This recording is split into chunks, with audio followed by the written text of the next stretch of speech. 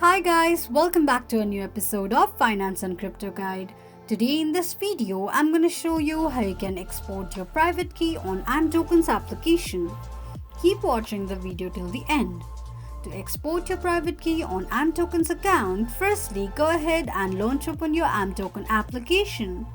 The home page of ImToken will appear on the screen. Click on My Profile option at the bottom right corner of the page. On the next page, click on Manage Your Wallet option. Tap on your profile name. Now all you need to do is click on Advanced option.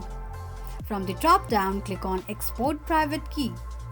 Enter your ImToken account's password and tap on Confirm. Before exporting your private key, copy the private key by tapping on Copy Private Key option. This is how you can export private key on ImToken's account quickly and easily just in few steps. If you have any thoughts or queries, let us know in the comments section.